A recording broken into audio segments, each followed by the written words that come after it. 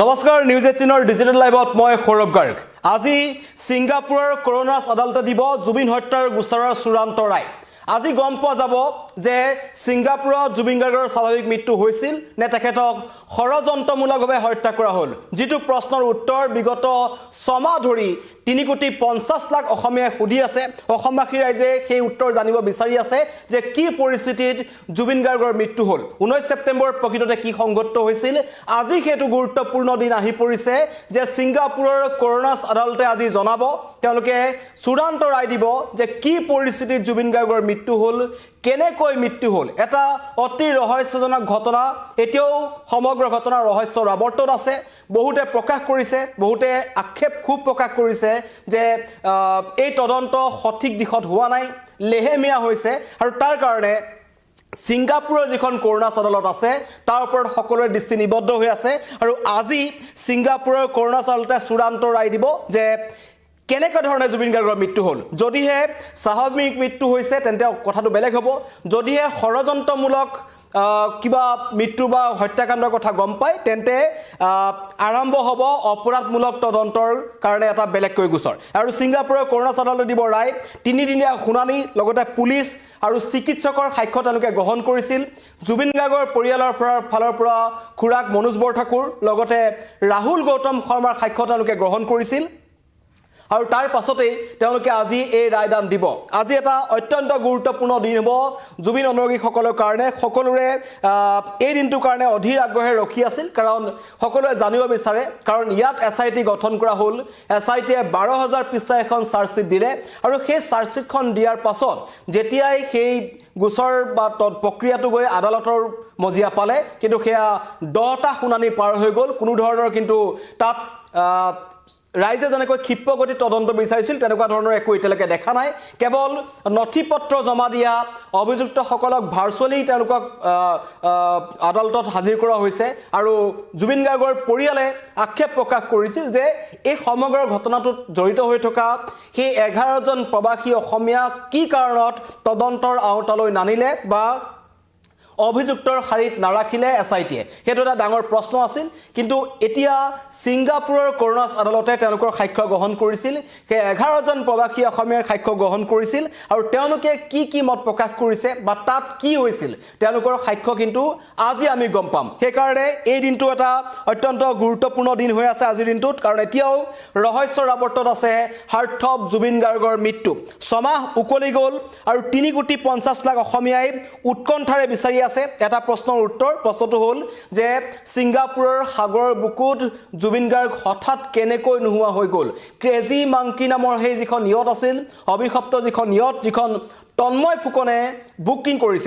কৰিছিল জুবিন গাৰ্গৰ কাৰণে সেইখন তাত প্ৰকৃততে কি হৈছে কাৰণ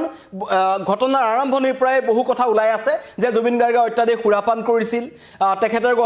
দেহত এলকহলৰ পৰিমাণ অধিক পোৱা গৈছিল পৰৱৰ্তী পৰ্যায়ত সিংগাপুৰ আৰক্ষীয়ে মন্তব্য কৰিছিল বা ইয়টজনৰ যিজন কেপ্টেইন আছিল তেওঁ মন্তব্য কৰিছিল জুবিন গাৰ্গ সুৰামত্ত অৱস্থাত নাছিল ইয়টখনত উঠালৈকে ইয়টখনত উঠাৰ পাছত তেখেতক কোনে সুৰাপান কৰোৱালে বা ইমান পৰিমাণৰ সুৰা তাত কোনে যোগান ধৰিলে সেই সকলো কিন্তু ৰহস্যৰ আৱৰ্তত আছে কাৰণ অসমৰ যিটো এসআইটি গঠন কৰা হ'ল মুন্না প্ৰসাদ গুপ্তা অৰুণ গোয়েল তেওঁলোকৰ বিশিষ্ট ডাঙৰ যিবোৰ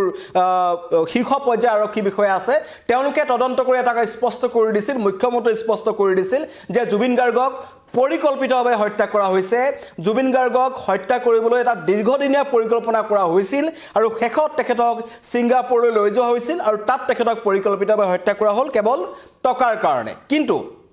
সেই তদন্ত প্ৰক্ৰিয়াটোত অতি ৰহস্যজনকভাৱে এই প্ৰবাসী অসমীয়াসকলৰ নাম নুখুমালে অভিমন্যু তালুকদাৰ তন্ময় ফুকন এওঁলোকৰ নামবোৰ কিন্তু অতি ৰহস্যজনকভাৱে নুখুমালে আৰু তাক লৈ আক্ষেপ প্ৰকাশ কৰিছিল গৰিমা শইকীয়া গাৰ্গে লগতে জুবিন গাৰ্গৰ লাখ অনুৰাগীয়ে আৰু সমগ্ৰ অসমবাসীয়ে সকলোৱে কৈছিল যে এই কেইজন প্ৰবাসী অসমীয়াই বহু কথা জানে কাৰণ তাৰ পৰিবেশ পৰিস্থিতি আৰু সেই ইয়টখন যিখন ক্ৰেজি মাংকি বুলি যিখন ইয়টত জুবিন গাৰ্গৰ মৃত্যু হ'ল সেই ইয়টখন কিন্তু বুকিং কৰা মানুহসকল সিংগাপুৰত আছে এতিয়াও বহি আছে আৰু তেওঁলোকে কোনো এজনে অসমত আহি এসআইটিৰ সন্মুখত তেওঁলোকে নিজৰ মন্তব্য তেওঁলোকে নিদিলে তাক লৈ কিন্তু সমগ্ৰ ঘটনা অধিক ৰহস্যৰ মাজলৈ গুচি গ'ল সেইকাৰণে আজিৰ দিনটো এটা অত্যন্ত গুৰুত্বপূৰ্ণ হ'ব কাৰণ ইয়াত যি আদালতত যিবোৰ চলি আছে ফাষ্ট ট্ৰেক আদালত গঠনৰ কথা কৈ আছে এতিয়ালৈকে ফাষ্ট ট্ৰেক আদালত গঠন হোৱা নাই 10টাকৈ শুনানি হৈ গ'ল এই 10টাকৈ শুনানিত এতিয়ালৈকে কোনো ধৰণৰ কাম আগবঢ়া নাই কেৱল শ্যামকানু মহন্ত তাৰ বিপৰীতে আমি দেখিলোঁ অভিযুক্তসকলে লাহে লাহে তেওঁলোকে উকিল পাবলৈ ধৰিলে আৰু তেওঁলোকৰ উকিলসকলে বা যিটো পামী বৰঠাকুৰৰ অভিযোগ উত্থাপন কৰিছিল গৰিমা শইকীয়া গাৰ্গে অভিযোগ উত্থাপন কৰিছিল যে তেওঁলোকৰ উকিলসকলে অধিবক্তাসকলে জানি বুজি এই সমগ্ৰ তদন্ত প্ৰক্ৰিয়াটো বা গোচৰ প্ৰক্ৰিয়াটো যি আদালতত যি শুনানি চলি আছে সেই শুনানি প্ৰক্ৰিয়াটো তেওঁলোকে লেহেমীয়া কৰিবলৈ চেষ্টা কৰি আছে যাতে তেওঁলোকে জামিন লাভ কৰে বা জামিন লাভৰ কাৰণে কিছুমান সুৰুঙা পোৱা যায় আৰু এই 7জন অভিযুক্ত যিকেইজন শ্যামকানু মহন্ত যিটো অসমৰ যি এছআইটি গঠন কৰা হৈছিল এছআইটিয়ে যি 7জনক অভিযুক্ত বুলি ধৰিছে শ্যামকানু মহন্ত সিদ্ধাৰ্থ শৰ্মা সন্দীপন গাৰ্গ শেখৰজ্যোতি গোস্বামী অমৃতপ্ৰভা মহন্ত এওঁলোক জুবিন গাৰ্গৰ লগত আছিল আৰু লগতে বিত্তীয় লেনদেনৰ যিটো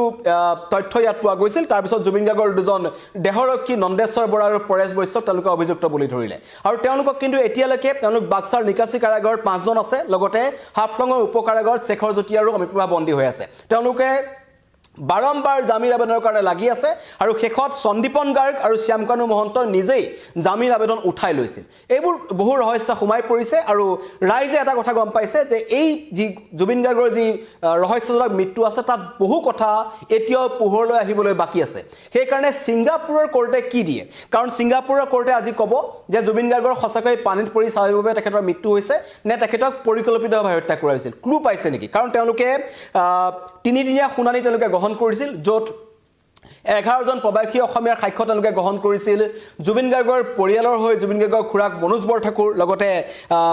আবাৰ ৰাহুল গৌতম শৰ্মাৰ মন্তব্য তেওঁলোকে গ্ৰহণ কৰিছিল লগতে ছিংগাপুৰৰ পুলিচৰ তেওঁলোকে সাক্ষ্য গ্ৰহণ কৰিছিল জুবিন গাৰ্গৰ পোষ্টমৰ্টম ৰিপৰ্টত সময়ত যিখন চিকিৎসালয়ত জুবিন গাৰ্গৰ পোষ্টমৰ্টম কৰা হৈছিল সেইখন চিকিৎসালয়ৰ চিকিৎসকৰ মন্তব্য তেওঁলোকে সাক্ষ্য তেওঁলোকে গ্ৰহণ কৰিছে আৰু আজি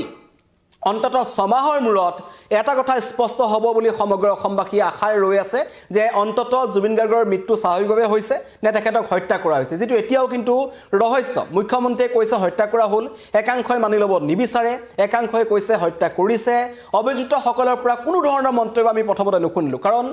আৰম্ভণিৰ পৰাই সকলোৱে চালে বেৰে কোবাই সমগ্ৰ ঘটনাটো বিপথে পৰিচালিত কৰিবলৈ চেষ্টা কৰিছিল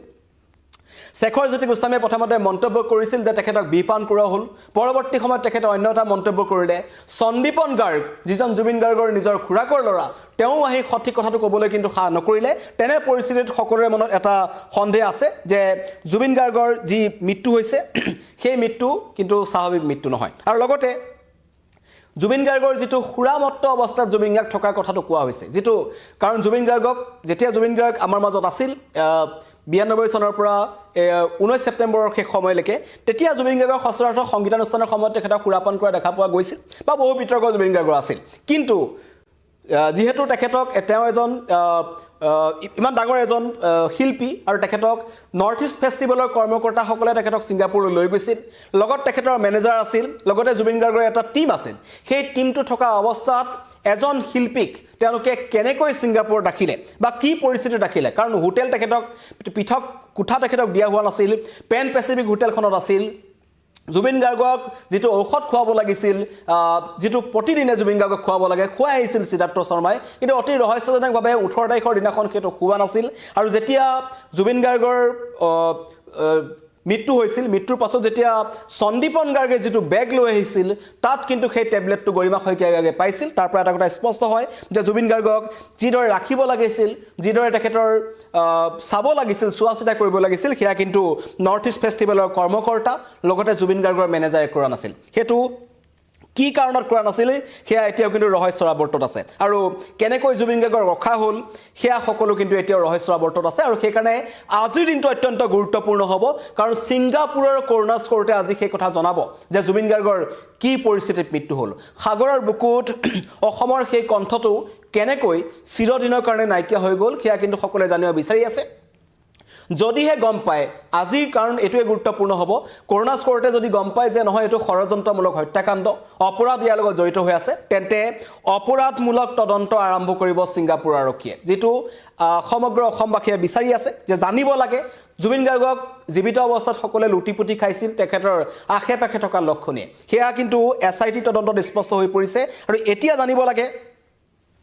যে জুবিন গাৰ্গৰ ছিংগাপুৰত আচলতে সেই দিনটোত কি হ'ল কাৰণ জুবিন গাৰ্গক আগদিনাখন আমি সকলোৱে দেখিছিলোঁ তেখেতে গীত পৰিৱেশন কৰি আছিল এখন বাৰত তেওঁ বহি আছিল এগৰাকী মহিলাৰ সৈতে তেওঁ গীত পৰিৱেশন কৰি আছিল সম্পূৰ্ণ সুস্থ অৱস্থাত আছিল আৰু অন্য নালাগে ইয়তখনত যি শেষ আমি ছবিবোৰ দেখিছোঁ বগা চাৰ্ট পিন্ধি জুবিন গাৰ্গ যি আছিল তাতো জুবিন গাৰ্গ সুস্থ অৱস্থাত আছিল কিন্তু পিছৰ পৰ্যায়লৈ জুবিন গাৰ্গক যথেষ্ট ভাগৰুৱা দেখা গৈছিল তাক লৈ এটা প্ৰশ্ন উত্থাপন হৈছে কাৰণ ইয়তখনৰ যিজন কেপ্টেইন আছিল তেওঁ এটা মন্তব্য কৰিছিল যে জুবিন গাৰ্গ যেতিয়া ইয়তখনত উঠিছিল তেতিয়া কিন্তু জুবিন গাৰ্গ সুৰামত্ত অৱস্থাত নাছিল জুবিন গাৰ্গ সম্পূৰ্ণ সুস্থ অৱস্থাত আছিল জুবিন গাৰ্গৰ মুখত কোনো ধৰণৰ সুৰাৰ গোন্ধ নাছিল কিন্তু সেই ইয়তখনত পূৰ্বৰে পৰাই ইমান পৰিমাণৰ এলকহল বা মদ বা সুৰা বিয়েৰ যিয়ে তেওঁলোকে সেৱন কৰিছিল সেইবোৰ কোনে যোগান ধৰিছিল প্ৰবাসী অসমীয়াসকলৰ সেই 11 জনৰ ভিতৰত কোনোবা নহয় কোনোবা এজন জড়িত হৈ আছে নেকি সকলো তদন্তৰ আওতালৈ আহিব লাগে জুবিন গাৰ্গৰ পৰিয়ালে বিচাৰিছে সমগ্ৰ অসমবাসীয়ে বিচাৰিছে কিন্তু তাৰ কাৰণে আমি ৰ'ব লাগিব আজি বিয়লি 5 বজালৈ আজি বিয়লি 5 বজাত ছিংগাপুৰৰ কৰোনাছ আদালতে দিব জুবিন হত্যাৰ গোচৰৰ চূড়ান্ত ৰায় এয়া স্বাভাৱিক মৃত্যু নে পৰিকল্পিত হত্যাকাণ্ড নে ষড়যন্ত্ৰমূলক হত্যাকাণ্ড যদিহে গম পায় ষড়যন্ত্ৰমূলক হত্যাকাণ্ড তেন্তে আজিৰ পৰা ছিংগাপুৰ আৰক্ষীয়ে আৰম্ভ কৰিব অপৰাধমূলক তদন্ত